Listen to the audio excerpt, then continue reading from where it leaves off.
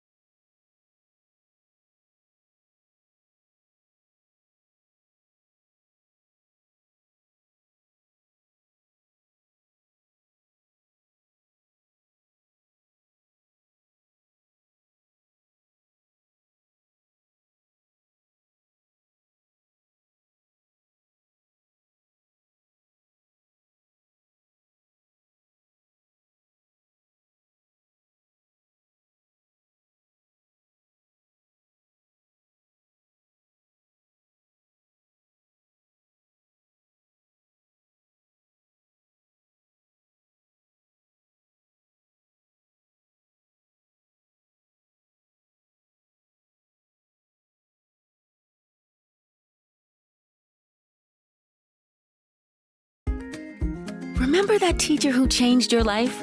You could be that teacher. New Jersey has some of the best public schools in the country with competitive salaries and valuable benefits. Be that teacher. Visit teachinspire.nj.gov.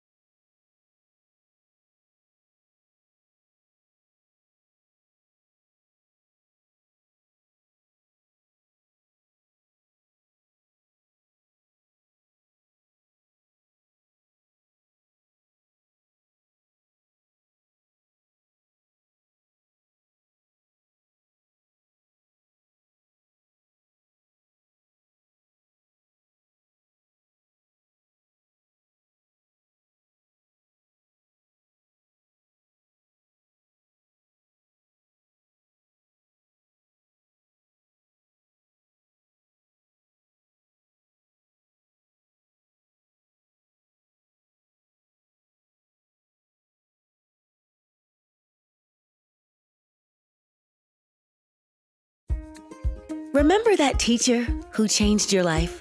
You could be that teacher in New Jersey. You'll help shape the next generation alongside a dedicated community of educators. New Jersey has some of the best public schools in the country with competitive salaries, valuable benefits, and a solid pension plan. So be that teacher. Make an impact. Teach, Inspire, New Jersey. To learn more, visit teachinspire.nj.gov.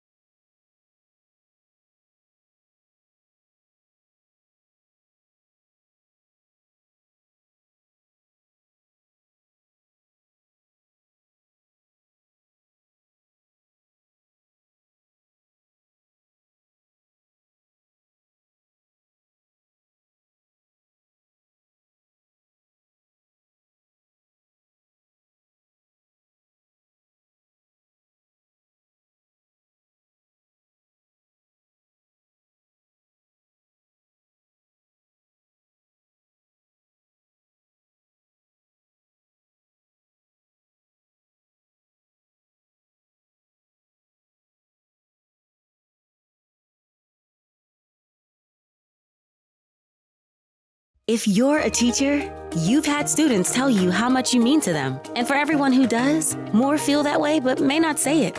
Remember that teacher who changed your life? You're that teacher to a lot of people. Teach, Inspire, New Jersey.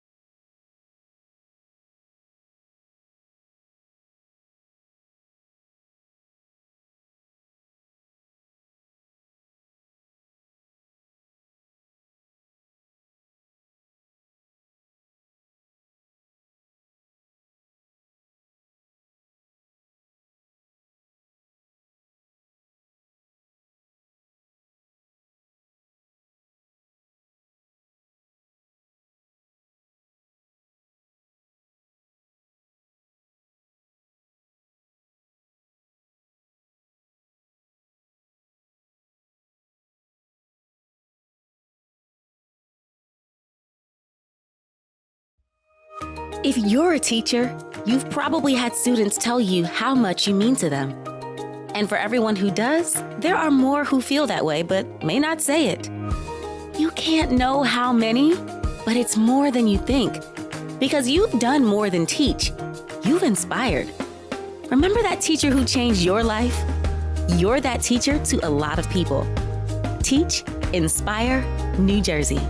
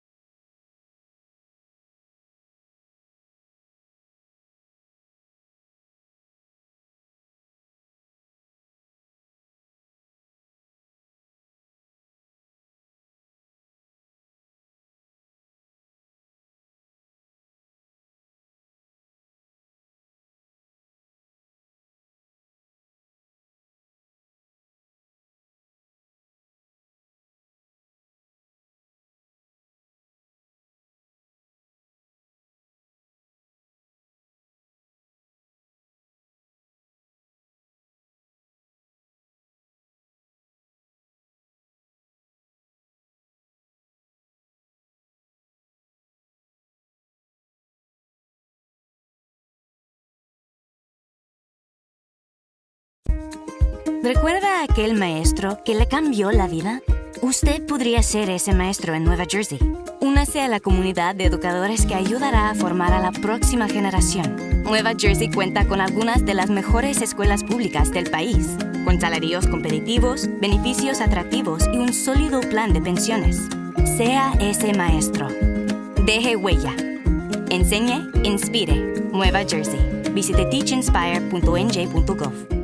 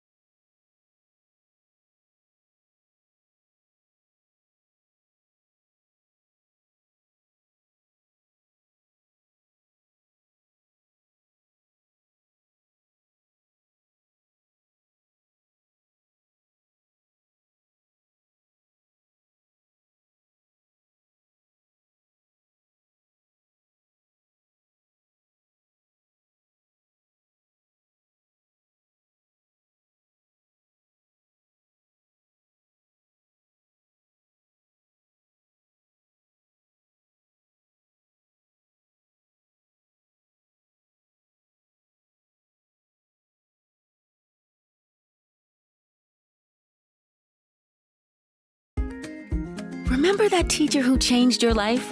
You could be that teacher. New Jersey has some of the best public schools in the country with competitive salaries and valuable benefits. Be that teacher. Visit teachinspire.nj.gov.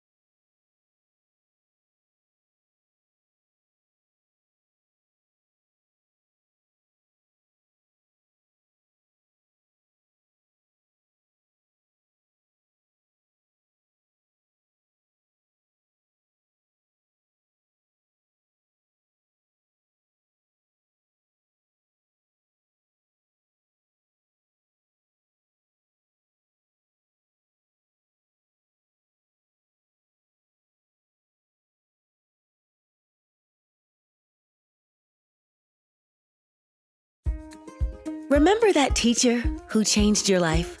You could be that teacher in New Jersey. You'll help shape the next generation alongside a dedicated community of educators. New Jersey has some of the best public schools in the country with competitive salaries, valuable benefits, and a solid pension plan. So be that teacher. Make an impact. Teach, Inspire, New Jersey. To learn more, visit teachinspire.nj.gov.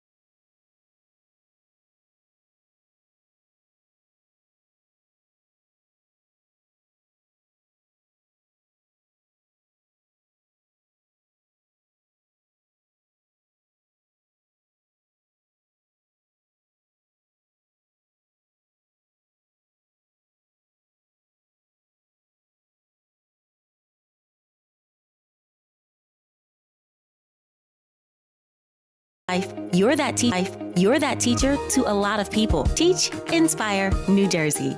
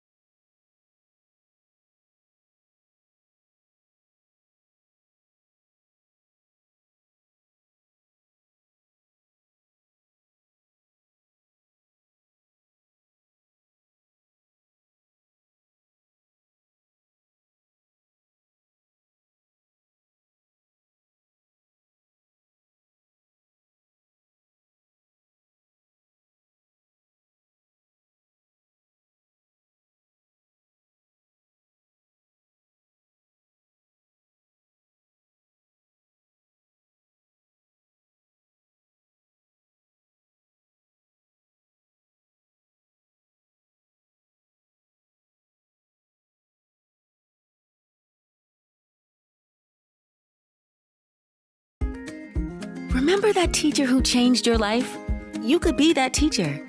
New Jersey has some of the best public schools in the country with competitive salaries and valuable benefits. Be that teacher. Visit teachinspire.nj.gov.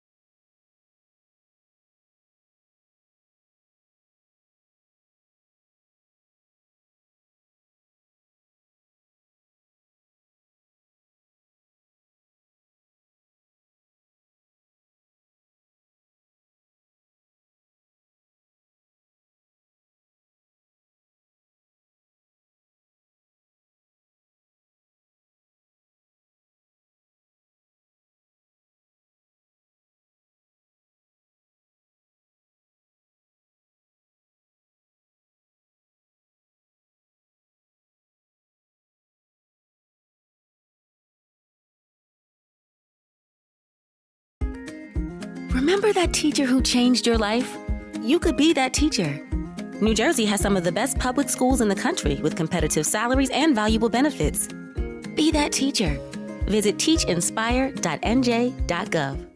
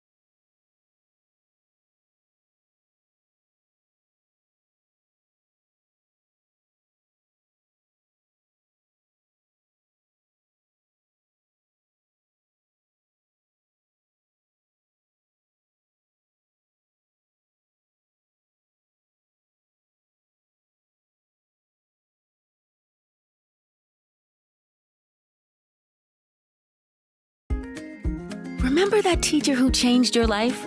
You could be that teacher. New Jersey has some of the best public schools in the country with competitive salaries and valuable benefits. Be that teacher. Visit teachinspire.nj.gov.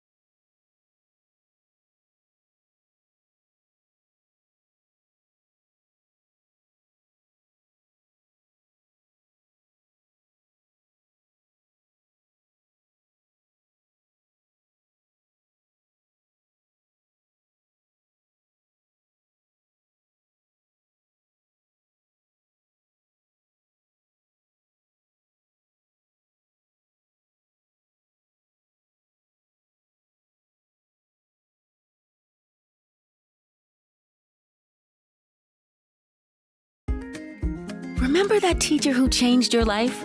You could be that teacher.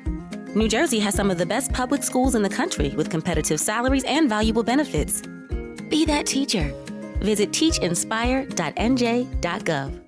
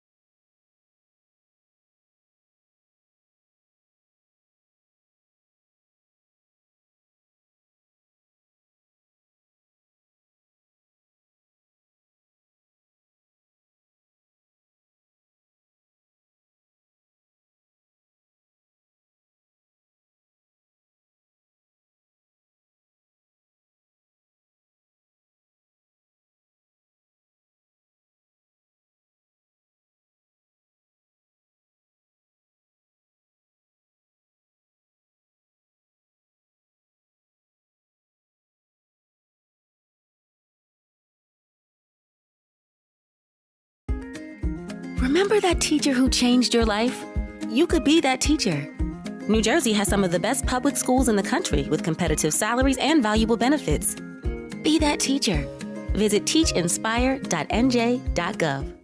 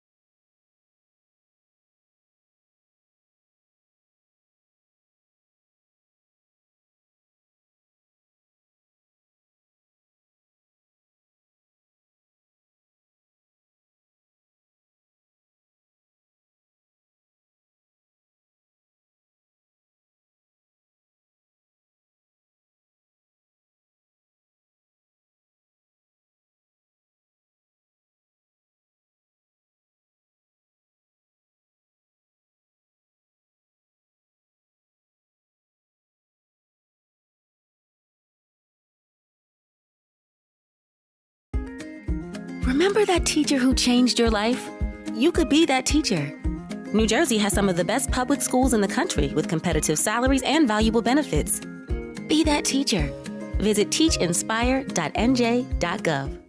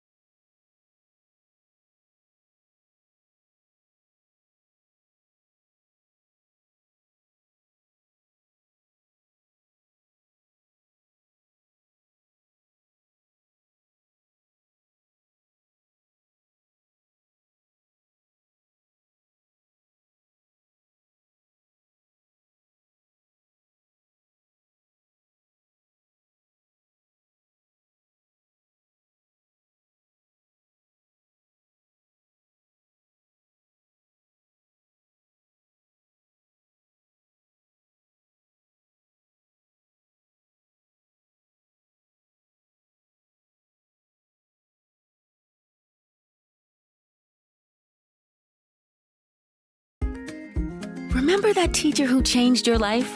You could be that teacher. New Jersey has some of the best public schools in the country with competitive salaries and valuable benefits. Be that teacher. Visit teachinspire.nj.gov.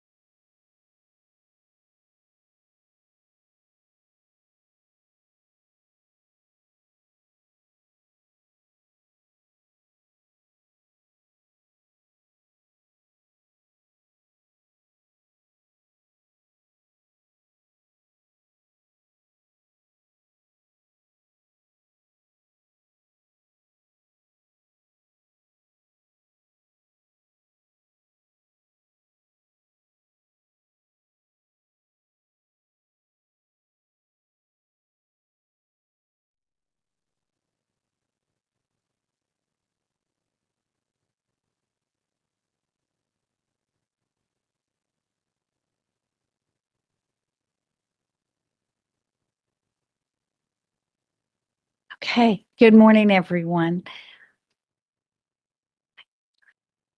All right. Whereas, consistent with the provision of NJSA 10:4-12B, the State Board will now adjourn from executive session to resume the open portion of our meeting. So may I please have a motion? So moved. Thank you so much. And may I please have a second? Second. Thank you very, very much. All in favor of resuming the meeting, please say aye. Aye. Aye. Aye. Thank you. Any opposition? Please say nay. The motion is approved. Any abstentions? All right. Pledge of Allegiance. So I would like to please ask Board Member Keenan if she would lead us all in the Pledge of Allegiance.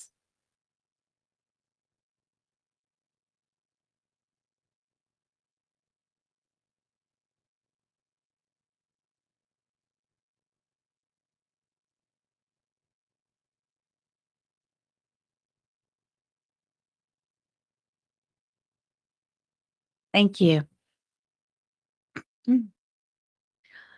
So thank you all for joining us today. We welcome you. We're happy that you're here. For those of you in person and for those of you online, we appreciate your attendance.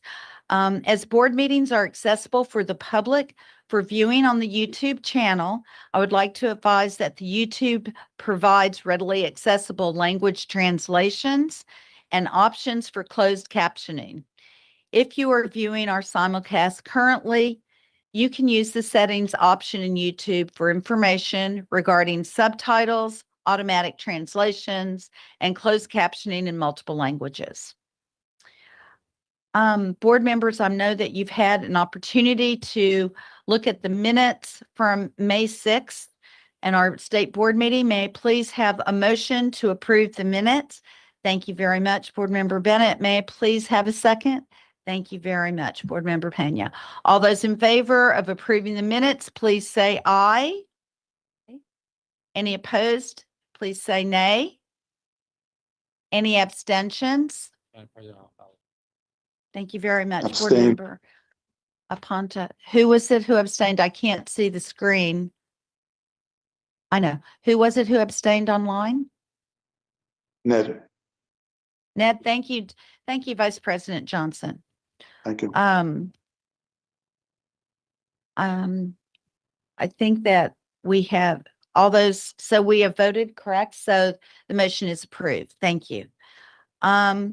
As we hope that we will not hold public testimony today, there are no topics scheduled for June. However, we will hold 3 regional public testimony sessions on corrections to the New Jersey Student Learning Standards in 4 content areas: career readiness, life literacies and key skills, computer science and design thinking, world languages, and visual and performing arts, as well as draft revisions to the New Jersey preschool teaching and learning standards. The Northern Regional Public Hearing will be held June 16th at the Hudson County Community College on Tuesday, June 16th. Members of the public seeking to testify in person may register online by noon Thursday of June 11th. The Southern Regional Public Hearing will be held at Camden County College on Tuesday, June 23rd, 2026. Members of the public wishing to register online by noon Thursday of June 18th, 2026. The Central Regional Public Hearing will be held here at the Department of Education in Trenton on Wednesday, July 1st, 2026. Members of the public seeking to testify in person may register online by noon Thursday, June 25th, 2026. And I think we're having a little technical issue. If you'll just bear with us for a moment.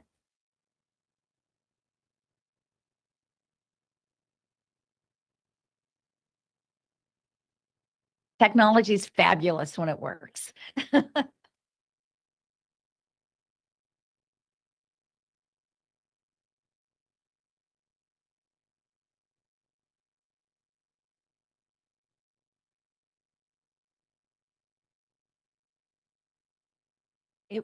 It was on earlier.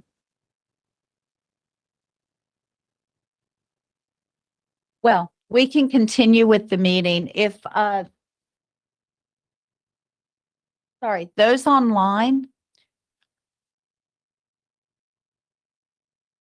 we're trying to get the screen in front of us to work, but if not, perhaps Beth and Diane and Stephanie. Oh, we're back. Hello. Okay. Thank you so much. All right. So now we have a very special highlight for ourselves in a resolution of our permanent student representative, Kayleen DeRose, here today. And as she is here today, I understand you have some parting words for us. If you'd like to please go to the podium, we'd love to hear from you. Thank you.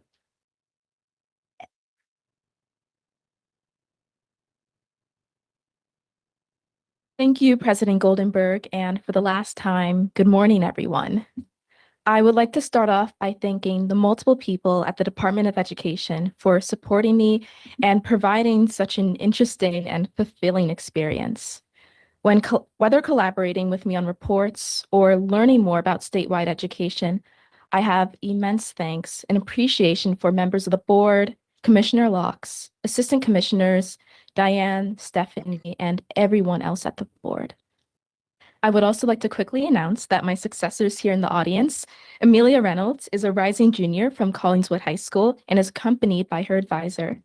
I have so many glowing things to say about Amelia. She's incredibly dedicated, passionate, and energetic about being the future student representative. I wish her lots of success and a word of advice: know the power of your words. Out of all of my reports, I thought my introduction would be the hardest to write. How do I just talk about myself for 3 minutes? How do you set your tone for an entire year? What do you want from this?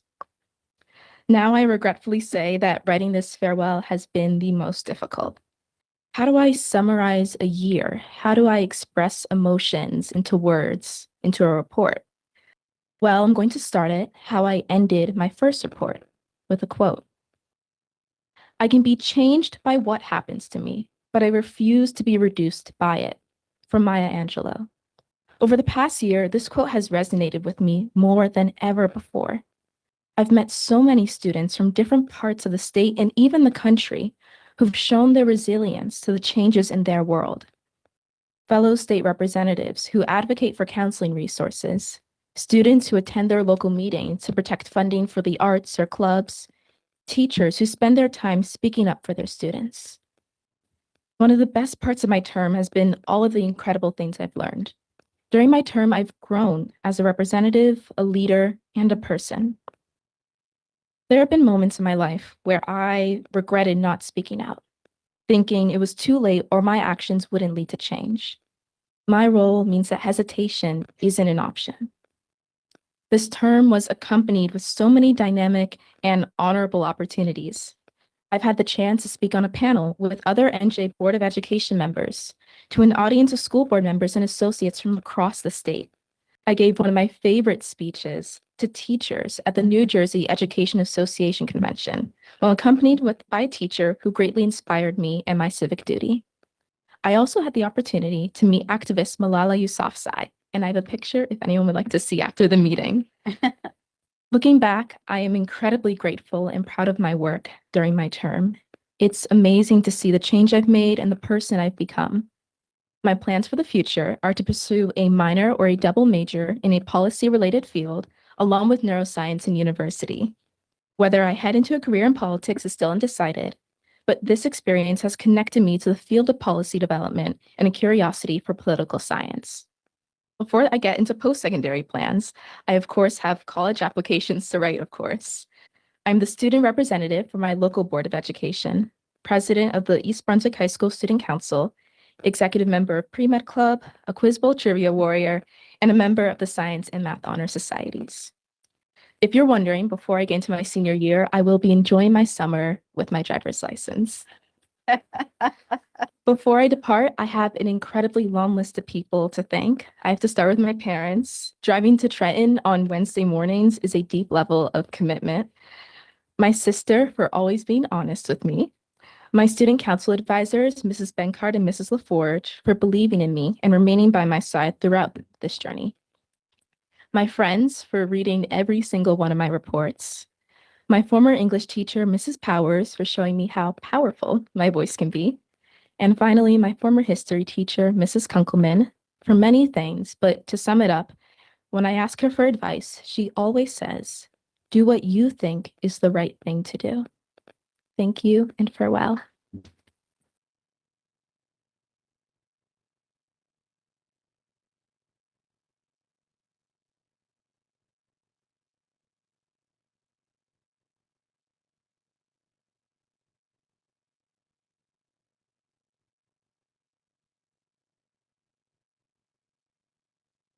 So on behalf of this, on behalf of the State Board of Education, I need to express my deepest gratitude and appreciation to you for serving as our state board student representative for us the last year. You have been remarkable. You have been spot on with your issues that you brought before us and the way that you've expressed it. And you've been a wonderful student liaison. I'd like to wish the next person as good an opportunity as Kaylin has taken advantage of for us, because it has been remarkable.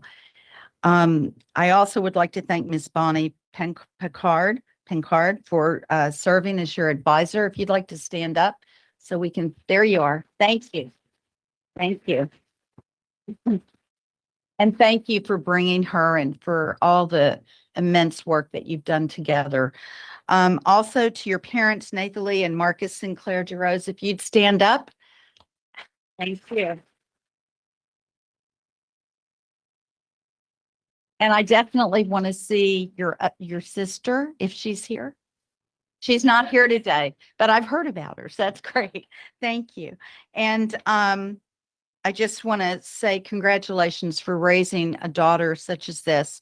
She's remarkable, and we have enjoyed our conversations and learned a lot from her. So thank you for what you've done to make her such a wonderful citizen for the future and for now. Kaylin, the State Board and the Commissioner would like to recognize you today for your commitment. And I would like to ask the State Board members to consider a ceremonial resolution in honor of Kaylin DeRose for the 25-26 Permanent Student Representative. And may I please have a motion before we read this resolution? Thank you very much. Board Member Aponte, may I please have a second? Second. Thank you very much. I appreciate it. I would like to now read this resolution in honor of Kaylin. Whereas Kaylin DeRose, a student in the East Brunswick High School in Middlesex County, has served with distinction as the student representative to the New Jersey State Board of Education from July of 2025 through June of 2026, and whereas Kaylin has steadfastly and effectively fulfilled her responsibilities as the State Board's liaison to the student community and has represented both New Jersey Association of Student Councils and East Brunswick High School with the utmost professionalism and authenticity, and whereas Kaylin contributed meaningfully to State Board meetings through monthly presentations that were student-focused, informed by both research and analysis, and relevant work to the State Board, whereas Kaylin has actively engaged student leaders and other peers to inform her monthly State Board presentations, which included topics such as high school start times, student opinion of tests and assessments, student advocacy for parameters and support to navigate artificial intelligence, and benefits of block scheduling. And whereas Kaylin further elevated the student voice by offering her insights as a panelist alongside members of the State Board at the New Jersey School Board Association's Workshop 2025, as well as opening speaker for the State Board session at the New Jersey Education Association's annual conference in 2025. And whereas Kaylin has demonstrated her leadership abilities not only by taking advantage of every opportunity afforded to her as the State Board student representative, but also by creating exceptional moments to share the New Jersey student perspective, including meeting education advocate and Nobel Peace Prize recipient Malala Yousafzai. And whereas Kaylin's academic career, extracurricular activities, community service, and innovative spirit have demonstrated that Kaylin is an accomplished student and respected student leader locally and on the state level. Now, therefore, be it resolved that the members of the New Jersey State Board of Education and Commissioner of Education, Dr. Lily Laux, extend our sincerest congratulations and appreciation to Kaylin DeRose for a job very well done. And may it further be resolved that the New Jersey State Board of Education and Commissioner of Education commend Kaylin DeRose for her personal and academic achievements, as well as her dedication in services, and they wish, and we all wish, her continued success in all of your future endeavors. Yeah. One sec. All those in favor, please say aye. Aye. Aye. Aye. I will say any opposed, but you better not. Thank you so much. Motion passes unanimously. Thank you.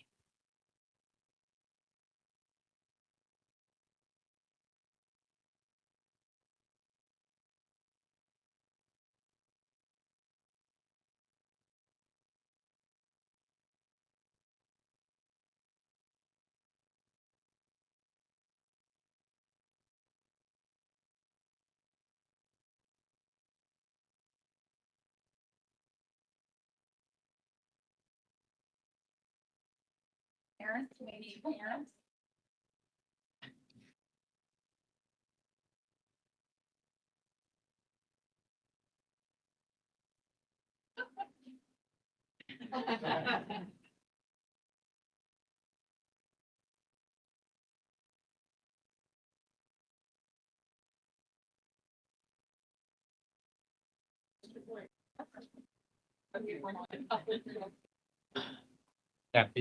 Kathy.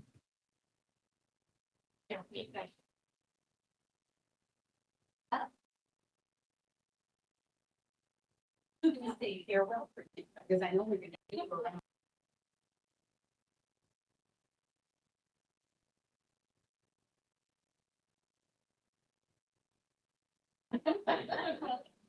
You're outnumbered.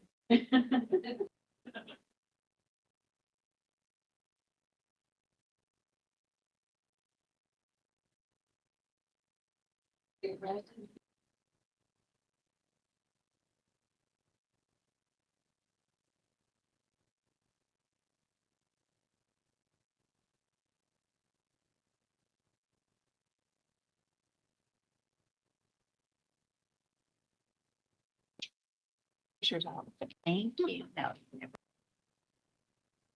Okay.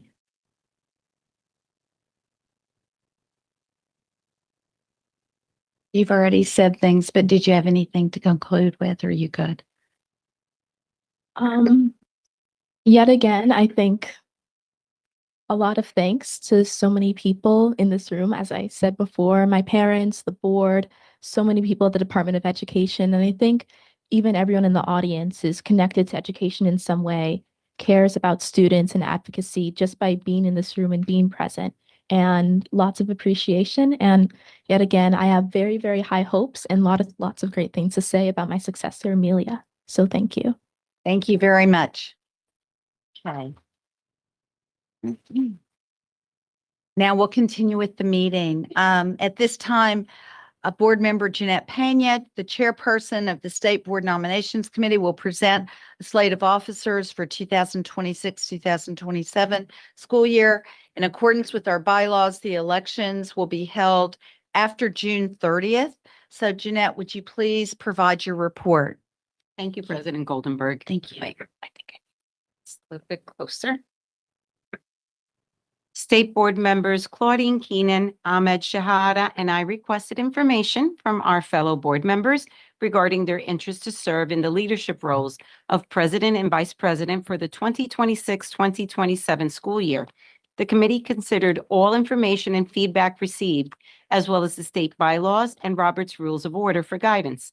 The committee recommends Kathy Goldenberg for president, and the committee also recommends the following two state board members as candidates for vice president, Mary Bennett and myself, Jeanette Pena. As stated in our bylaws, the election will occur after June 30th. Thank you very much.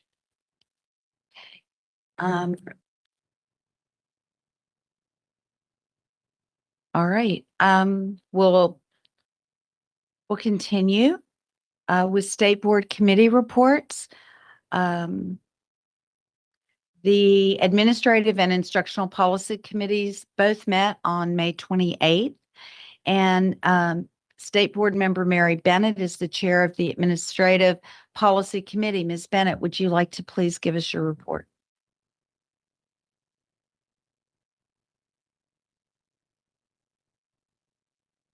Good morning. We had a very productive meeting. We talked about the standards. We talked about the policies going forward.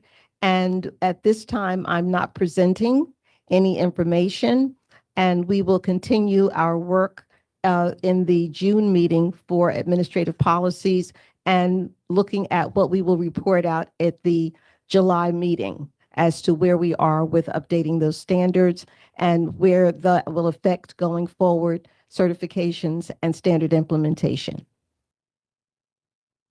Thank you. And may I please ask Dr. Johnson, our Vice President, as he is the chair for our Instructional Policy Committee, if you would provide your report. Thank you.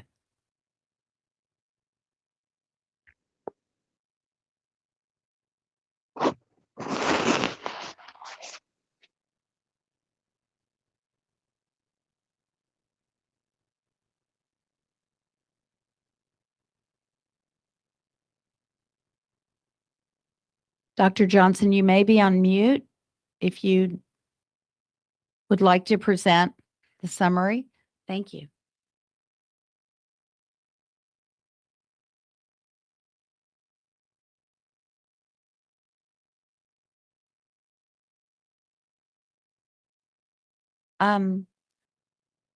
We can't hear you, so we can.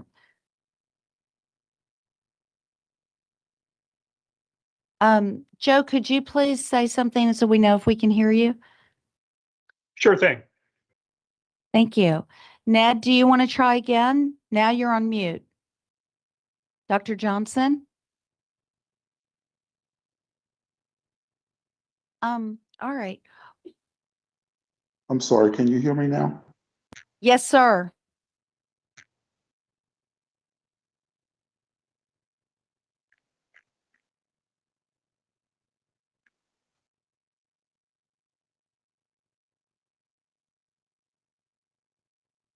My technology is failing here, but the Instructional Policy Committee met on May 28th, 2026 to discuss the revisions, excuse me, to the New Jersey Student Learning Standards in Science.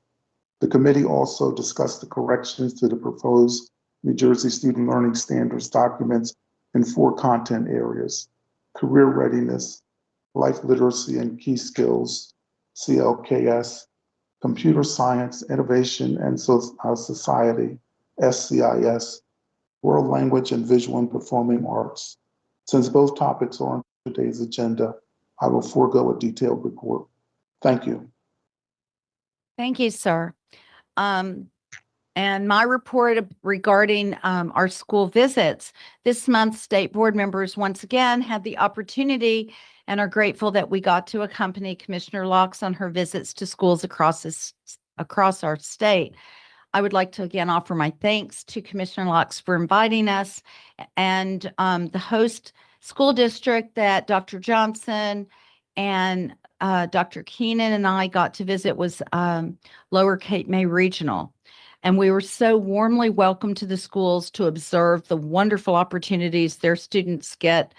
And I learned a lot that day. It was remarkable, all the things that they're doing. And so I want to thank for that. And now I would like to turn the meeting over to our commissioner. Thank you again. Thank you, President Goldenberg. Good morning, everyone. I'm very excited about this next item, including some Lower Cape May Regional is here as well. Yay. We get a chance to talk about our districts that are really doing some fantastic things. So the New Jersey Department of Education launched the Lighthouse Awards program in 2017 to recognize advancements made by New Jersey local education associations towards educational improvements and equitable outcomes. As you all know, a lighthouse is a structure that serves as a beacon of light, helping to guide ships in the sea. And so these lighthouse districts have really measurable progress towards educational improvement and equitable outcomes that serve as a beacon of light for others to follow. So New Jersey recognizes a new cohort of these districts every 2 years, and today's group of 9 LEAs comprise the 5th cohort. So here to introduce this year's recipients is Assistant Commissioner of the Division of Teaching and Learning Services, Dr. Schiff. Thank you, Commissioner, and good morning to you, President Goldenberg, Vice President Johnson, members of the State Board of Education, and all in attendance here this morning. It is my distinct honor and privilege to be here to recognize the 2025-2026 New Jersey Lighthouse Awardees. The Lighthouse Initiative was launched in 2017 to recognize the advancements made by New Jersey local education agencies, or LEAs. Each cohort had been recognized for a specific area of focus. The focus areas for 2025-2026 cohorts continues to be in educational improvement and equity, with the three identified areas as follows: increasing equity in dual enrollment, increasing equity in AP and IB course enrollment, and increasing diversity in the teacher workforce. Lighthouse awardees have gone through a rigorous identification process and vetting selection process, which includes the following three steps. The first step, data analysis. An initial pool of LEAs from across the state were identified through equity-based quantitative data analyses. This analysis included selecting up to 3 from each category of LEAs from all regions of the state, North, South, and Central. The second part, the internal programmatic review. From here, the department conducted a thorough review of the initial pool of LEAs to ensure that the final potential awardees met the high criteria of this recognition. The third and final part was the submission of the application narratives. The department reached out to a final group of LEAs to submit narratives for consideration. From there, selected department staff scored the narratives using a rubric to meet a minimum score of 15 out of 20 points in order to be invited to join Cohort 5. The LEAs recognized today are not only bright spots in New Jersey, but are amongst the brightest. And we are truly excited and honored to recognize them as well and to learn from them as we move forward. Before I announce this year's awardees, I need to offer some programmatic details. First, I will announce those in attendance from each of the awardees. Then I will invite the superintendent or other LEA lead representative to join President Goldenberg and Commissioner Locks at the front of the room to accept their award and take a photo. The first 3 2025 Lighthouse awardees are being recognized for their work in the area of increasing equity in dual enrollment. The LEAs recognized in this category have shown purposeful, measurable progress in increasing dual enrollment for traditionally underserved populations. Research has found that dual enrollment programs lead to higher degree attainment for those with access to them. The first recipient in this category is the Patterson Charter School for Science and Technology. Since launching their program in 2012, PCSST has expanded partnership to include 9 colleges and universities, now serving over 130 students in fields like engineering and healthcare. To ensure true equity, the district eliminated all financial barriers by using district funds to grants to cover 100% of the tuition, fees, and materials for their scholars. By utilizing PSAT and NJSLA data, counselors proactively identified and support underrepresented students, helping many first-generation college-bound scholars earn an associate's degree alongside their high school diploma. Joining us today from PCSST are high school principal, Dr. Koskun, and Director of Guidance, Ms. Stephenson. Accepting the Lighthouse Award on behalf of Patterson Charter School for Science and Technology as Charter Lead, Mr. Gorjajan Lu.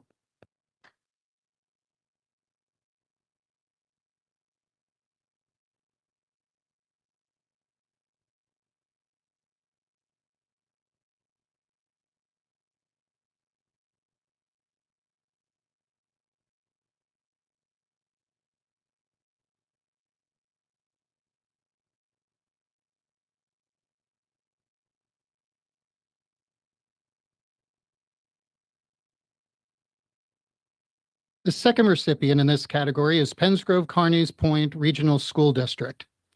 Through a strategic partnership with Salem County College, the district created an early college pathway that allows students to earn an associate's degree or career certification by the time they finish 12th grade. To support this rigor, the district invested in its own staff, helping several high school teachers achieve master's degrees in their content areas so that they could serve as adjunct faculty and teach college-level courses directly to the high school students on campus. By removing all financial barriers and providing personalized mentoring, the program has since has seen incredible results, graduating 18 seniors with associate's degrees in 2024, and several ambitious students even completing 2 associate's degrees simultaneously. Joining us today from Penns Grove Kearney Point is Penns Grove High School Principal Mrs. O'Brien, and accepting the Lighthouse Award on behalf of Penns Grove Kearney Point Regional School District is Superintendent Dr. Cobian.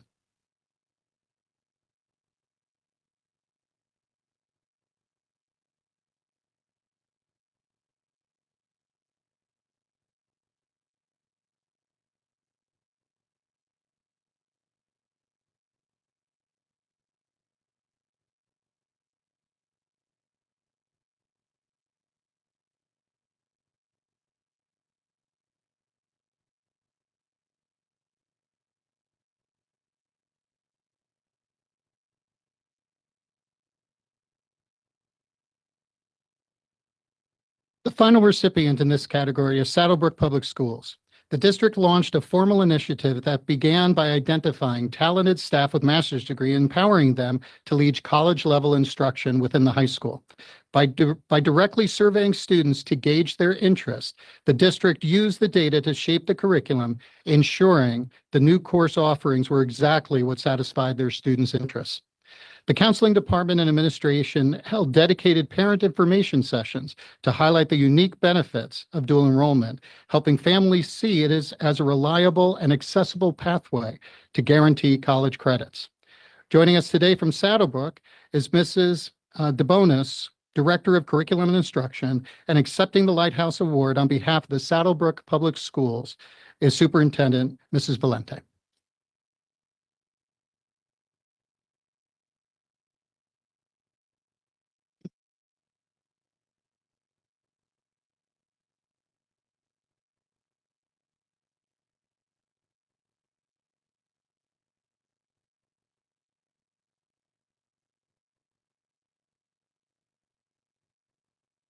The next 5 awardees are being recognized for their work in increasing equity in AP and IB course enrollment. The LEAs recognized in this category have shown purposeful, measurable progress in advanced placement and international baccalaureate coursework, with a focus on increasing the representation of traditionally underrepresented populations in the rigorous coursework associated with these areas.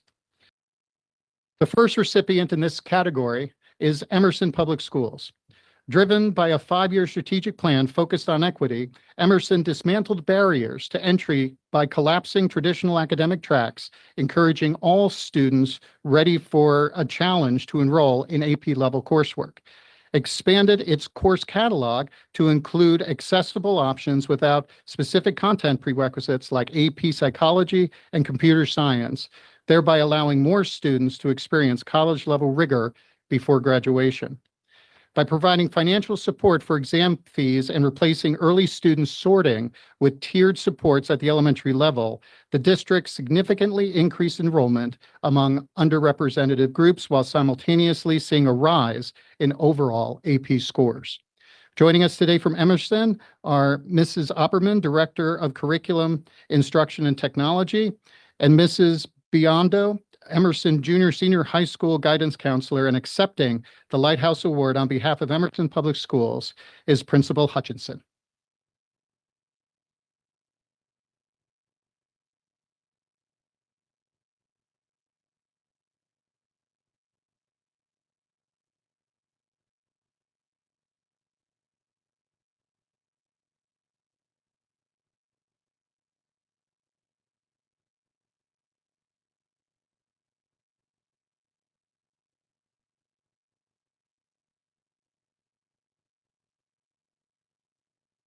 The second recipient in this category is the Hamilton Township School District.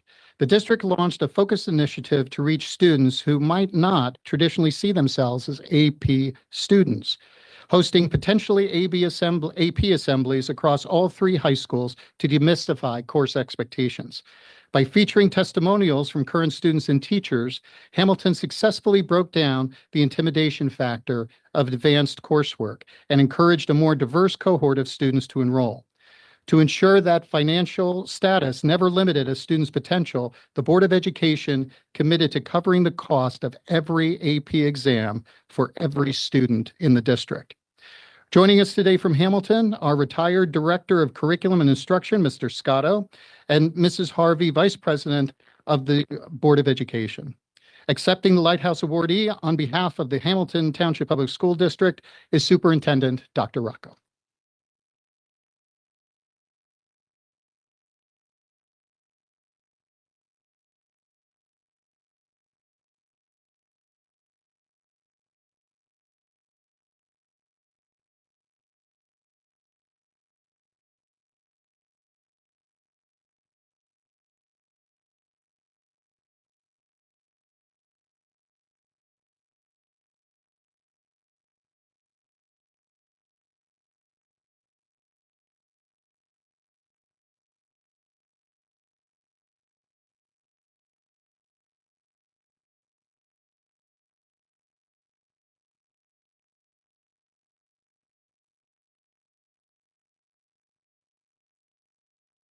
The third recipient in this category is Lower Cape May Regional School District. The district built a robust academic pipeline by working with Stockton University to have 10 AP courses approved for dual credit, allowing students to earn college and high school credit simultaneously. To eliminate financial hurdles, Lower Cape May Regional partnered with Stockton to provide free dual credit to students who qualify for free and reduced lunch, ensuring that economic status does not dictate access to advanced academic coursework. By fostering a culture of high expectations and providing targeted after-school tutoring through their Caper Connections program, the district has successfully empowered traditionally underrepresented students to take on the most rigorous coursework available. Joining us today from Lower Cape May Regional is Dr. Tinney, the Director of Curriculum and Staff Development, and accepting the Lighthouse Award on behalf of Lower Cape May Regional School District is Superintendent Lasher.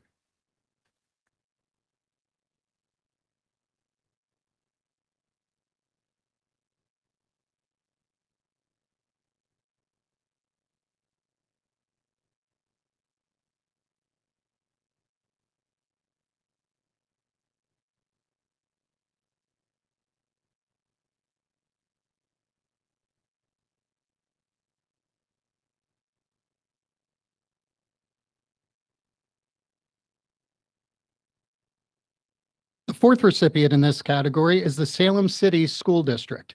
Operating under a true open access philosophy, the district removed all placement tests and restrictive entry criteria, ensuring that any student who wishes to challenge themselves has the door held wide open.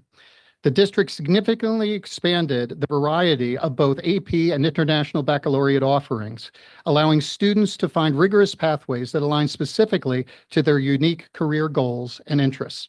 By providing targeted guidance and tutoring, the district has fostered a climate where teachers and administrators believe that every student can succeed, ensuring their transcripts are highly competitive for admissions to top-tier four-year universities.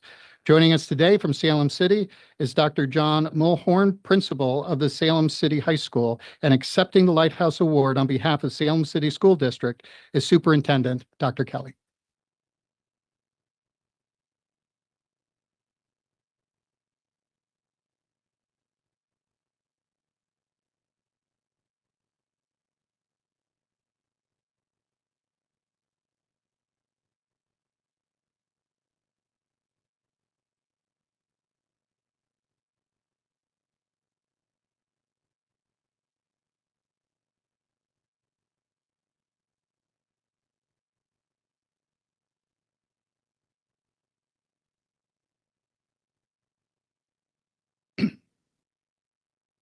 The final recipient in this award category is South Hunterdon Regional School District.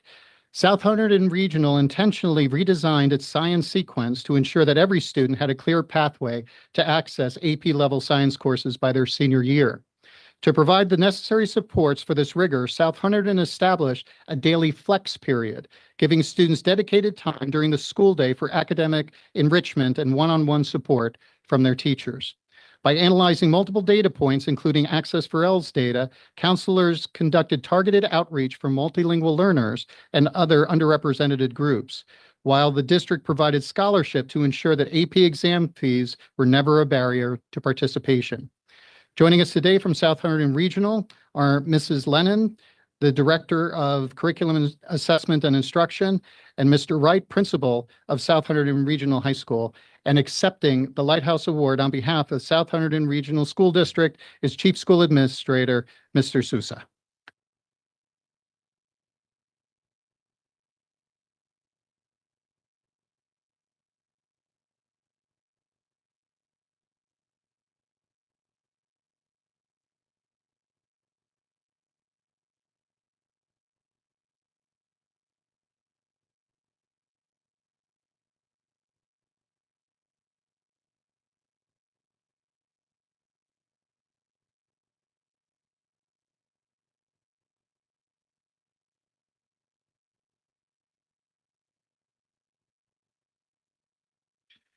Our final category recognizes an awardee whose work has focused on increasing diversity in the teacher workforce.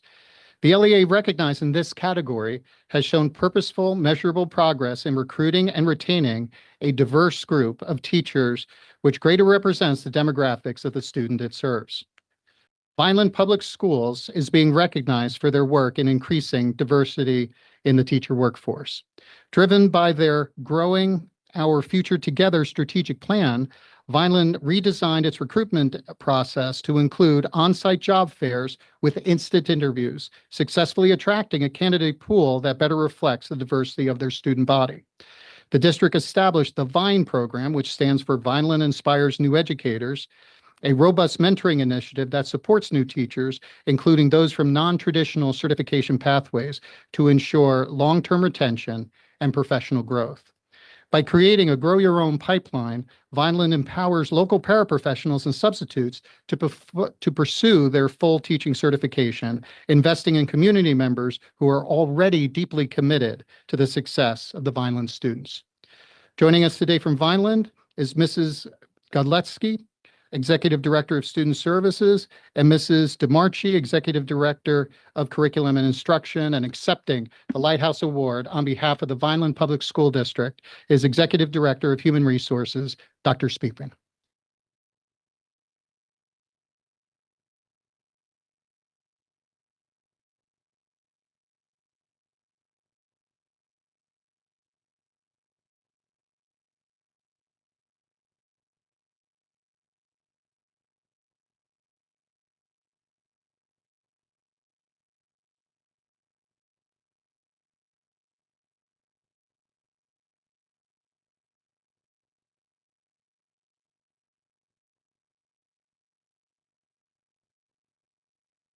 Congratulations once again to all of our recipients. I would like to thank those outstanding educational leaders for their fine and important work. At this time, I'd like all of the Lighthouse awardees to please stand to be recognized one final time by the State Board of Education, our Commissioner, and the State of New Jersey.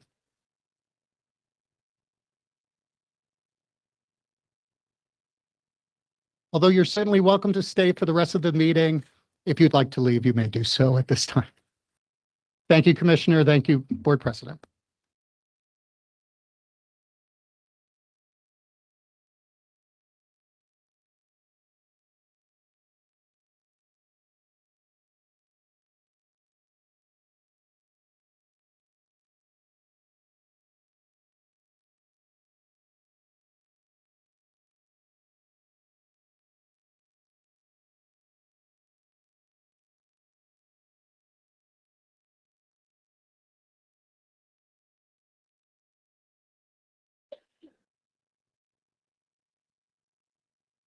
Yeah, but sit nice and close.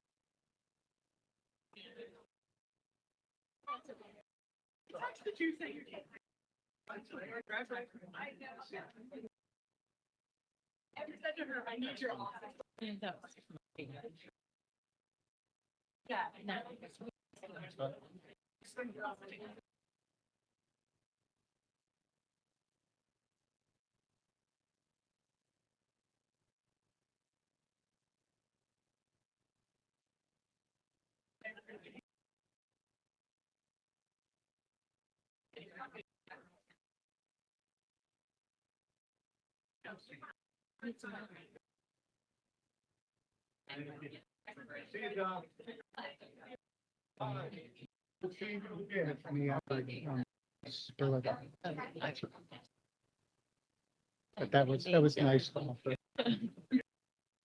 I'll tell you. All right, wonderful. I know our lighthouse districts are peak excitement, but we do have some additional items to continue with. So I'm going to keep us going for the morning.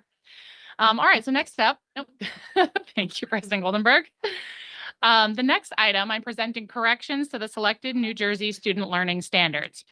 So following the release of the draft standards last fall, the department identified issues across 4 content areas: career readiness, life literacies and key skills, computer science, innovation in society, world languages, and visual and performing arts.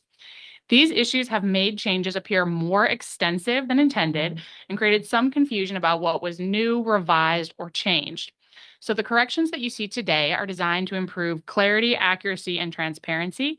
And you'll see in more detail that they include adjustments such as properly identifying performance expectations, clearly identifying edits to text, correcting numbering and labeling, and relocating lengthy developmental progression tables to supplemental resources. So this work reflects our efforts to make sure that everyone can clearly and confidently understand the standards under review, and transparency in how these revisions are presented is obviously essential to meaningful public engagement and trust in the process. These corrected drafts are posted publicly and available to comment through July 31st as part of our ongoing commitment to that process. And I'm going to turn it over to Assistant Commissioner Dr. Schiff and Lisa Haberl, Executive Director of the Division of Teaching and Learning Services, to discuss the corrections and respond to your questions. Thank you. Thank you, Commissioner. Good morning, President Goldenberg, Vice President Johnson, and members of the State Board. Today, we are presenting an update on the corrections to selected proposed New Jersey Student Learning Standards documents. This presentation focuses on how the revisions to the 2020 standards were originally displayed in the draft documents and the steps the department has taken to correct those representations.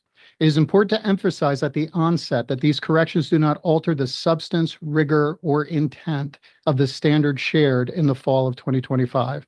Rather, they ensure that the revisions are presented accurately and transparently for stakeholder review. In this presentation, we will address 3 areas.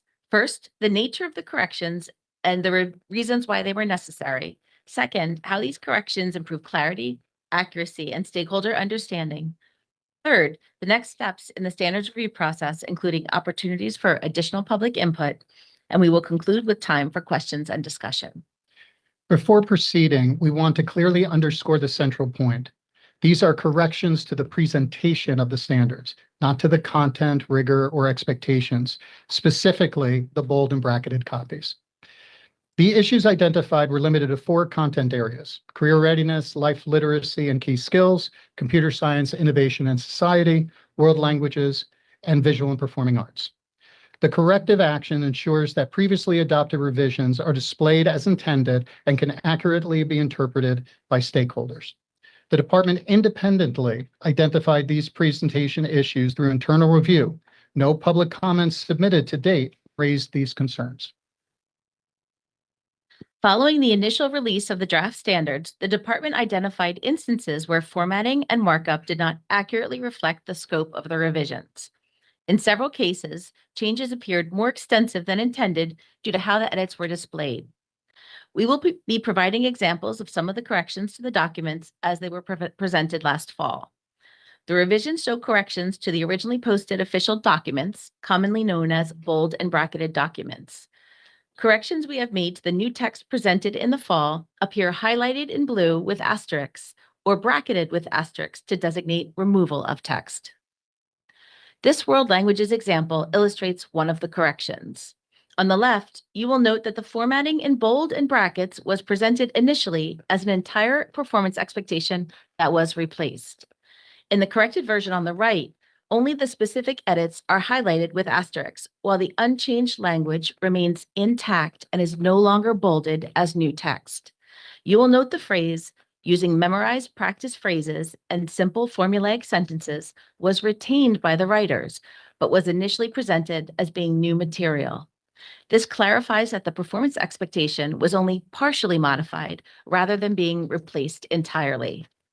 This approach allows stakeholders to clearly distinguish new language, revised language, and unchanged expectations. This example further illustrates the nature of the corrections, this time in computer science, innovation, and society. In the original draft, formatting, particularly the use of bold text, created the impression that substantive changes had been made to the performance expectation. In reality, the content itself remained unchanged. Only the numbering and the organizational placement were adjusted. The corrected version removes the ambiguity by accurately distinguishing between formatting changes and substantive revisions. This ensures that reviewers are not misled regarding the scope of the change. Additional corrections adjust labeling and placement inconsistencies. These included clarifying which expectations are new versus unchanged, correcting numbering errors, and ensuring proper alignment within the standard structure. It is also important to note that the kindergarten through grade 12 progression tables were relocated to supplemental documents to improve the document's usability. This example from the Career Readiness, Life Literacies, and Key Skills Standard reflects a miscoded performance expectation. The coding of performance expectation 9.2.2 CAP1 was not initially correct.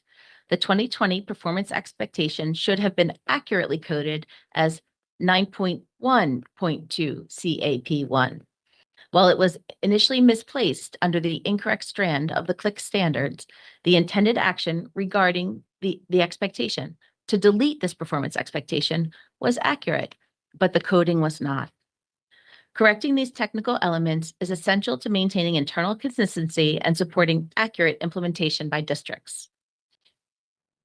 Again, no changes that we're sharing here today have been made to the content rigor or expectations of the standards that were originally presented in the fall. Through the internal quality review, the department identified and corrected these presentation issues. No public comments submitted during the December 2025 through February 2026 period raised these concerns. These corrections ensure that stakeholders are engaged with the material that accurately reflects the intended revisions. Ensuring precision in how revisions are presented is critical to maintaining stakeholder trust and facilitating effective implementation. The public comment period will remain open through July 31st, 2026. During this time, the department will continue to gather feedback from educators, stakeholders, and the public, including additional testimony opportunities. Following the close of the comment period, the department will review all input received and proceed with the finalization of the standards revision process. We thank you for your attention and are available to answer your questions.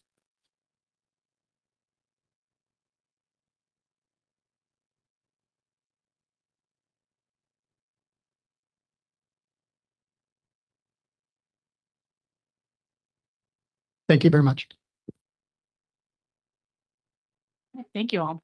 I'm just briefly going to share one last commissioner update. We know we've talked about just a monthly brief standing update on literacy. And this month we had the opportunity to work with our team and some of our partners who have been working with the Learning Equity and Academic Recovery team on a training that our executive county staff had an opportunity to attend and give feedback on. So clearly we have a packed agenda today, and I will tell you what we had planned to be a 2-hour experience turned into a fantastic 3-hour experience for our folks who were attending. So we are of course not bringing that full experience to this meeting, but we look forward to a longer item on a future agenda, again with more time to talk through the training opportunities that we are currently developing and making available to teachers throughout the state. That's what I have on literacy for the month. All right, thank you. I think that brings us to items for consideration. Go on. Sure, please. All right. Well, the first appointments, I do not have any personnel recommendations to make this month. On to number 2, certification of school districts. So since our May 2026 school board meeting, the executive county superintendents have finalized 12 NJQSAC interim reviews for school districts implementing district improvement plans in one or more of the 5 areas of school district effectiveness, and 22 NJQSAC full reviews in the 5 areas of school district effectiveness. I'm recommending 17 of these districts for certification. Ambrose Duckett III, Assistant Commissioner for the Division of Field Support and Services, and Robert Gregory, Executive Director in Field Support and Services, are here to respond to your questions. Morning. Any questions? I know. For the brevity of the meeting, I will defer and I will read the names, Board Please. President. Thank you. Okay. But next month, I promise I will have something for you. Okay, so we're proud to present the 17 districts that were identified as high performing. And just as a reminder for those of you who knew and an introduction for those of you who don't know, you have to score 80% or above on 5 indicators: instruction and program, fiscal management, governance, operations, and personnel to become a high performing school district. So we have 17 to present, and I'm going to read through starting with Bergen County. Bergen County, we have Northvale Public School District. And in Burlington County, we have 3 school districts: Burlington City Public School District and Medford Township School District. In Hunterdon, we have 6. We have Bethlehem Township School District, California Borough School District, Delaware Township School District, Franklin Township School District, Hollandtown School District, and Tewksbury Township School District, and finally, Union Township School District. Monmouth County, we have Red Bank Borough Public School District. In Ocean County, we have Toms River Regional School District. In Somerset, we have Franklin Township Public School District. In Warren, we have Freeland Hyacinth Township School District. And Warren, we have Nollington Township School District, Warren Hills Regional School District, and Washington Township School District, which concludes the 17 certified as high-performing school districts. Thank you. Is there any discussion or questions at this time? Yes. I see. Mary Beth good- Berry, please. Yes, good morning. Thank you. I'm always proud of all the high-performing districts. I'm thrilled, of course, to see my district is high-performing and is on that list. So I will be abstaining certainly when we vote on approval. But I was also, I'm glad we're reading the names of those schools that have achieved the high-performing 80%. How many schools did not, in this go-around, make that 80%? There's a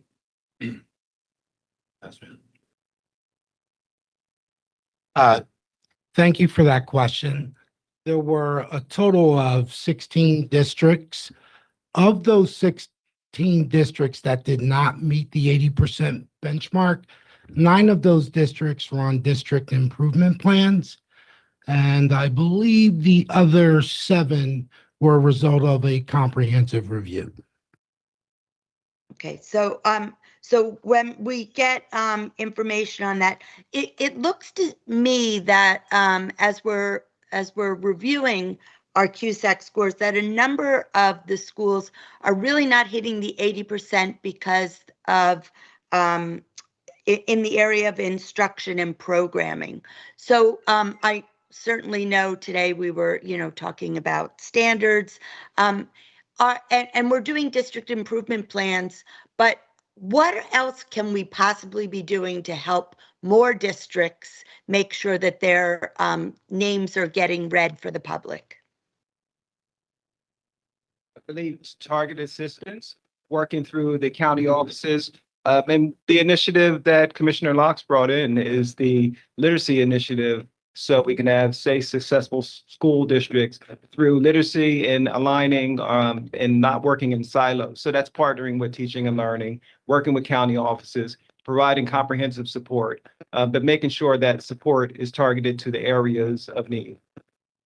And if I can also highlight, just last week, we were honored to have Commissioner Locks host all of our county education specialists here at the department. I was told, while my stint at the department has only been 4 years, that this was the first commissioner that stayed and trained our county offices for the entire day. And this is something our commissioner has been committed to moving forward. So we are truly excited to have her and partner with her in our efforts towards district improvements. Great, thank you. Thank you very much. Is there Board Member Pena? And I'd just like to add, I did a quick count through, and it seems that there's 7 districts that are within 2 points of achieving certification, not passing, but Kevin's not here for me to tease him. I used to call it passing. His ears must be ringing now. But yes, 7 districts are within 2, Mary Beth. So that's very promising. Thank you. Thank you. Madam President. Thank Madam you. President. It may be interesting. Yes, sir. Thank you very much for the presentation. It may be interesting in a future meeting to provide the board members with some indication as to what types of corrective action plans are generally offered to districts, or a summary of corrective action plans that are common to many districts would be helpful for some of the board members to better understand the direction or the recommendations you're making to the districts. Sure. And just a point of clarification, these are district improvement plans. They're developed by the school district with technical assistance provided by the county office and the department. Great. Good. Thank you for that clarification. And Thank just, you. That's a just to great highlight, suggestion. Great suggestion, Yes. Arcilio. Thank you. and just to highlight, because they're developed by the district, they're specific to where they fail to meet. Yeah, sure, the standards. certainly. So we can provide that information, but it's going to look very different depending on where the district did not meet. Which the mark. district? Yeah. Yeah. Sure. I would imagine there's some common threads Thank out of you. about 570 some odd districts or so. Right, thank you. I believe Board Member Bennett has her hand up. So we're glad to see that the numbers are headed in the right direction of more district attaining the high performance category. Previously, I asked for information about the support from the counties, that if they provide trainings that would be possible to attend, we would like that information. Thank you. Any other questions, comments from the board? Hearing none. May I please have a motion to I move. accept the 17 districts that were said orally that they'd like to be approved? I move to approve these districts. Thank you so much. I appreciate it, Board Member Conte. May I please have a second? Second. Thank you very much. Any other comments or discussion at this time? Hearing none, all those in favor to accept the 17 districts discussed, please say aye. Aye. Thank you. Any opposed? Thank you. Any abstentions? Abstain. Thank you very much. All right. And we'll go ahead now to, Just a point of clarification, Madam President. please. Mary Beth, are you abstaining Yes. to the entire slate or just the one school I'm district? sorry, I'm abstaining to Union Township School District, my school district in Hunterdon County. So I spoke with Diane. She said I was to abstain.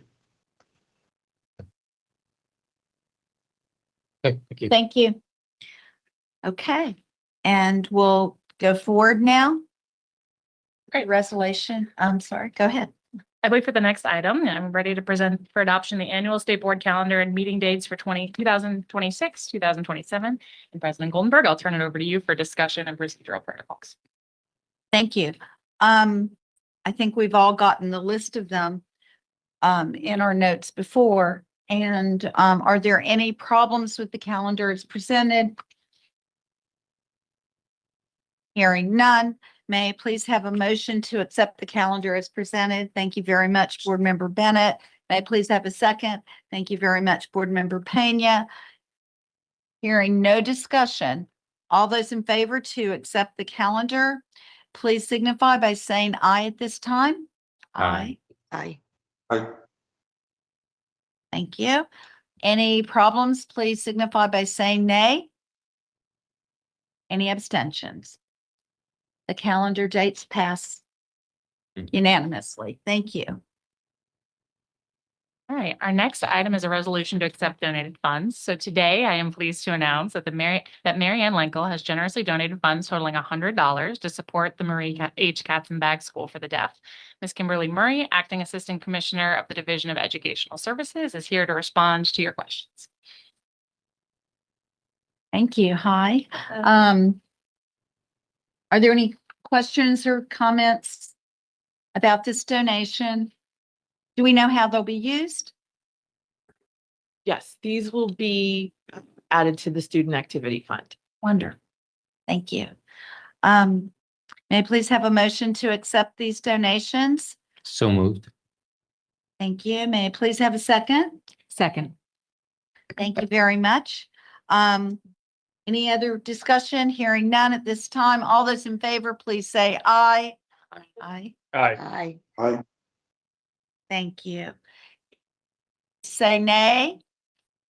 Any abstentions? Motion passes and the donation is accepted. Thank you so much.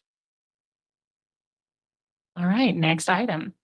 So today I present for adoption amendments to Chapter 9B State Board of Examiners, which governs certification standards for school personnel. So these amendments were initiated from an approved petition for rulemaking, and in that application, the petitioner sought to modernize and align certification requirements for school nurses with New Jersey's participation in the Nurse Licensure Compact. NLC. The NLC is a multi-state agreement that allows registered nurses to practice across state lines with a single license, provided that they meet uniform licensure requirements. So here today to tell you more about it, we have Jordan Schiff, Assistant Commissioner for the Division of Teaching and Learning, and Kimberly Gaddy, Acting Director of the Office of Recruitment, Preparation, and Certification, here to summarize the amendments and respond to your questions. Thank you both. Thank you, Commissioner. Good morning again, President Goldenberg, Vice President Johnson, and members of the State Board of Education. Today, we would like to walk you through the amendments for adoption to New Jersey Administrative Code 9B related to multi-state nurse licensure and nurse and school nurse credentialing.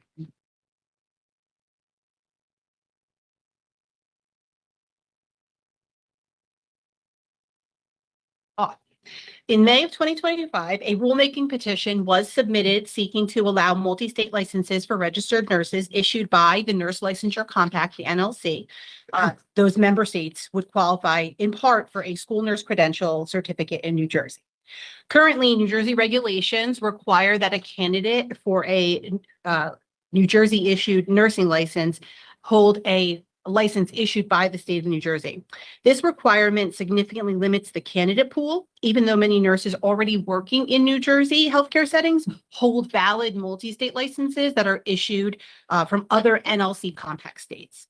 Working closely with our colleagues in the Division of Consumer Affairs, specifically the Board of Nursing, on this issue, we determined that New Jersey is an NLC member state, which allows the state to recognize multi-state registered nurse licenses that grant nurses the privilege to practice in the state of New Jersey and other participating NLC member states.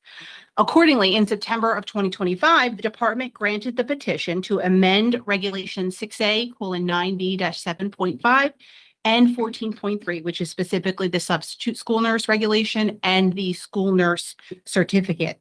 In doing so, it also added amendments to 9B-14.4 to address requirements for the school nurse non-instructional endorsement, an area that was not part of the original petition.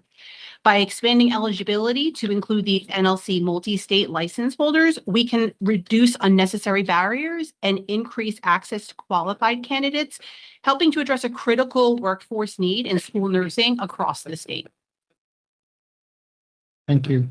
The first amendment is to NJAC 6A:9B-7.5. This change allows the Board of Examiners to issue substitute school nurse non-instructional credentials to holders of either a New Jersey issued nurse license or a valid multi-state license from an NLC member state. Next, we propose amending NJAC 6A:9B-14.3, which governs the school nurse endorsement. The amendment adds language to recognize multi-state licenses issued by other compact states as valid for credentialing purposes. Finally, the last amendment is to Regulation 9B-14.4, which addresses the school nurse non-instructional endorsement. This includes recognizing multi-state licenses for both standard and emergency certification pathways, provided the candidate meets education and CPR/AED regulations. Commenters express broad support for amending the administrative code to allow multi-state licensures. You could just move the slide out. Yep. There we go. Commenters express broad support for amending the administrative code to allow multi-state licensures from compact states to qualify for school nursing credentials. Stakeholders emphasize that New Jersey faces a critical shortage of school nurses and that the amendments would expand access to qualified candidates without compromising quality. Several commenters noted that multi-state licensed nurses already practice legally in New Jersey healthcare facilities and should be eligible for school nursing certification. Commenters highlighted that the prior exclusion of multi-state licenses appeared to be an unintended inconsistency with how New Jersey recognizes compact nurses in other healthcare settings, but not in public schools. Questions were raised about the timing and implementation, including when the amendments would take effect and whether they would be adopted retroactively. Upon adoption, all candidates with the compact multi-state licenses will be able to apply for certification. At this time, we're available to answer any of your questions. Thank you. I don't have a question. I have a comment that I think this is a wonderful way to increase the nurses available in our districts across the state. And I'm very, very happy about it. It's going to be very helpful. It's going to make a difference. Great. Great. Any other comments, questions? Hearing none, may I please have a motion to accept? So moved. Thank you, sir. May I please have a second? Thank you very much, Dr. Keenan. All those in favor, would you please say aye? Aye. Aye. Aye. Thank you, Joe. Thank you. All those opposed, please say nay. Any abstentions? Motion carries. Thank you so much. I hope this helps our school districts a lot. Thank you. All right, we're keeping it moving. So on to the next item. I present for adoption the proposed revisions to the New Jersey Student Learning Standards for Science. So the proposed standards build on the strong foundation of New Jersey's current science standards, which remain well aligned with research-based instructional practices and national expectations for high-quality science education. As a result, the proposed final draft revisions to science before you today are very limited in scope and are primarily intended to ensure continued accuracy, clarity, and alignment with current scientific understanding.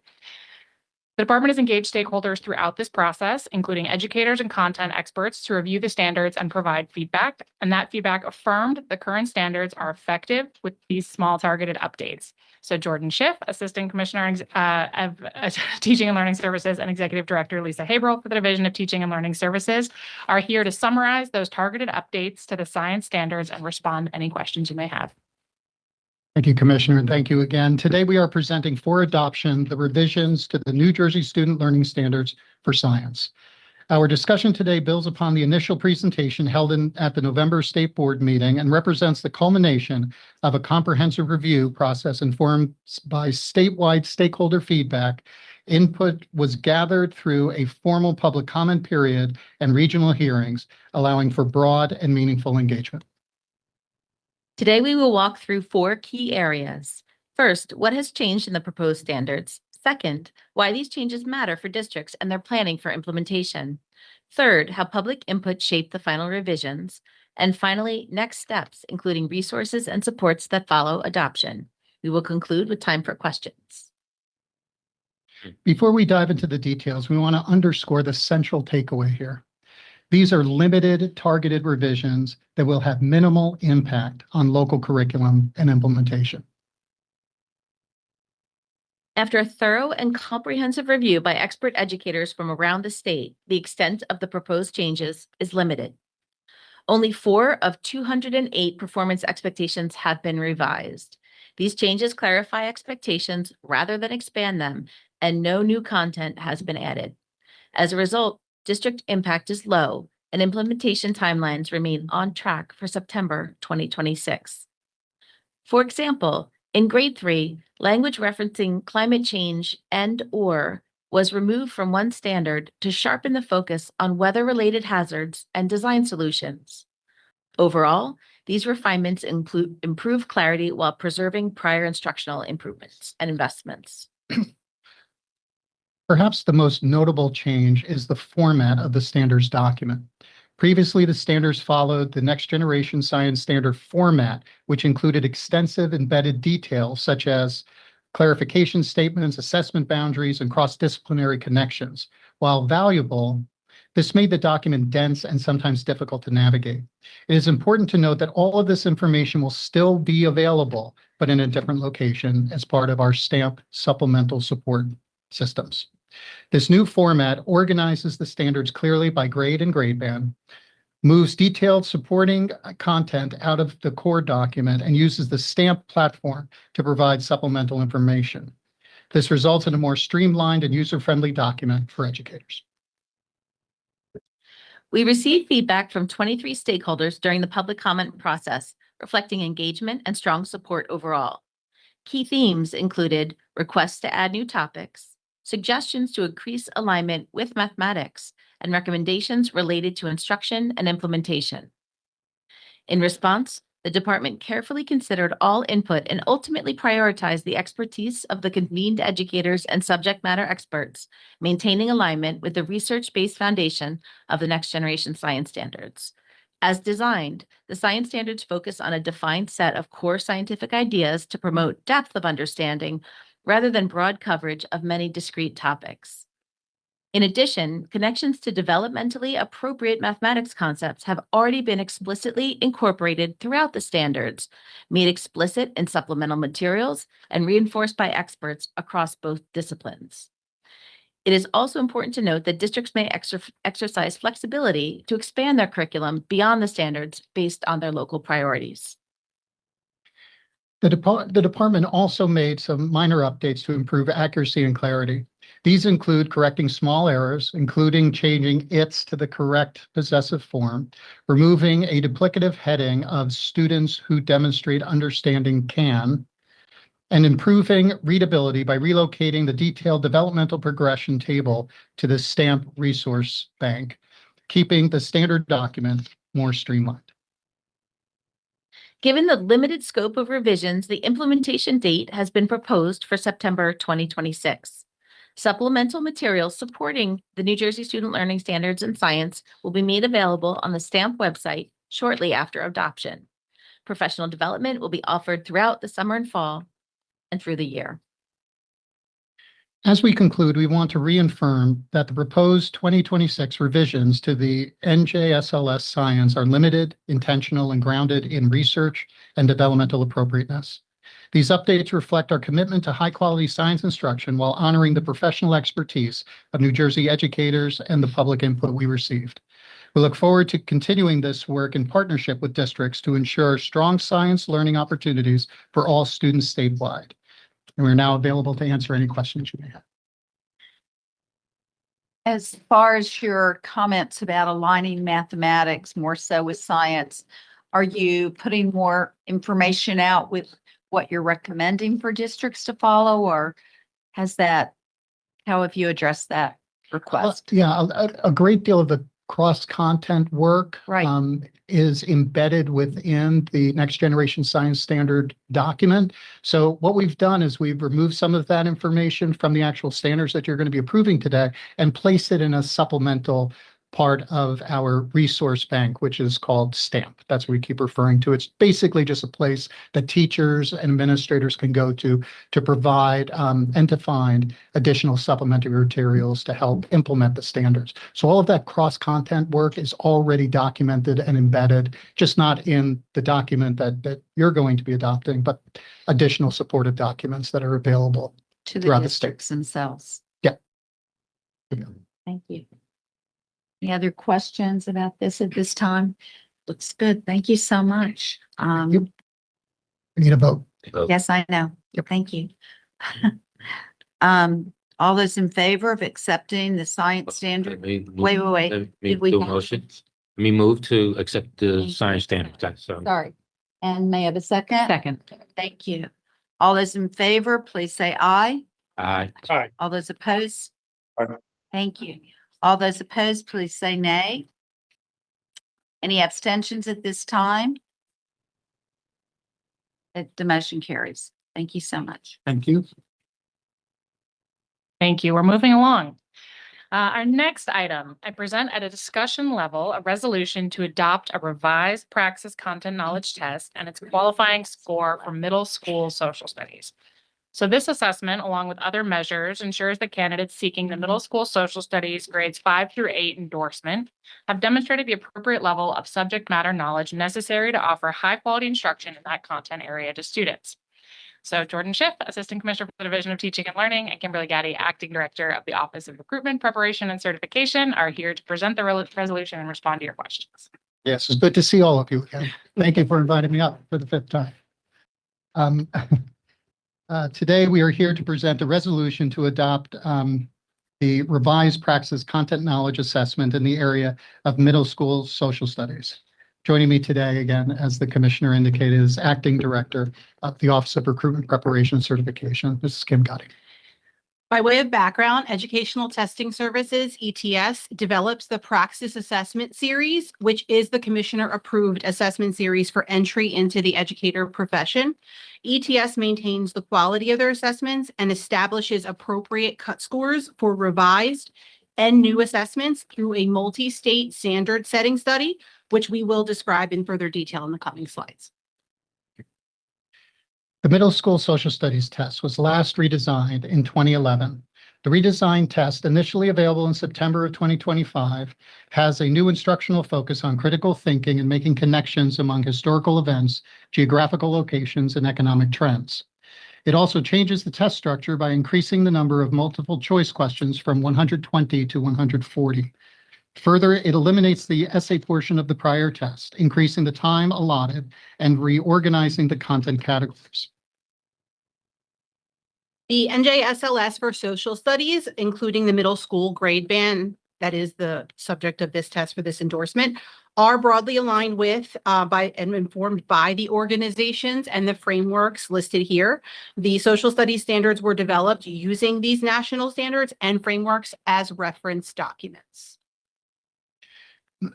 ETS regularly engages experts in education to review test content to confirm alignment to current content expectations and standards. The outcome of these studies result in updated and new assessments with new cut scores in specific endorsement or content areas. In this case, middle school social studies. So the resolution before you seeks the adoption of the revised praxis assessment and newly established cut score for middle school social studies. This assessment is required for candidates seeking the middle school social studies endorsement in grades 5 to 8. ETS will be expiring the existing test, noted as 5089, on August 31, 2026. The resolution proposes the state board adopt the revised assessment and the recommended cut score effective September 1st. The proposed cut score is the recommended cut score from the standard setting study referenced earlier. While it may appear that we are proposing to adopt a lower cut score for the assessment, the department isn't lowering standards or lowering the cut score. We're proposing to adopt a new cut score that's aligned to the revised national standards equivalent level of content knowledge needed for a novice educator. In other words, the cut scores are based on the revised assessment and the corresponding cut score is appropriate to this specific new revised assessment. Yeah, it's a different assessment, different cut score. And we're available now for answer any of your questions that you may have. Yes, please. Comment more so than question, because this is what we discussed during the administrative policy meeting. And questions were raised, one about the demographic on which the field test items were done. Questions were raised about how many of the items in the new test that's being adopted come September carry over from the prior tests? What's the percentage of new items versus previously used items?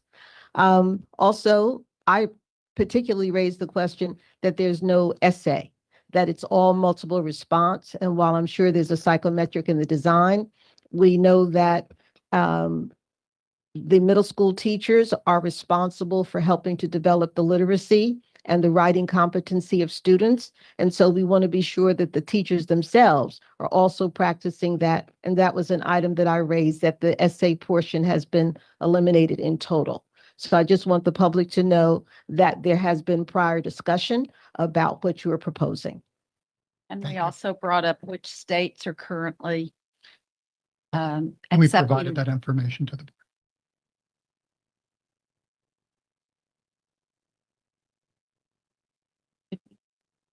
We didn't get it, sir. We'll make sure that you get it. Absolutely. But to answer your questions directly and for the public, there is a process through the psychometric evaluation of ETS tests, as well as the same that we do for state assessments, to minimize any kind of bias that's on that test. And they do that by analyzing the scores from particular populations of individuals.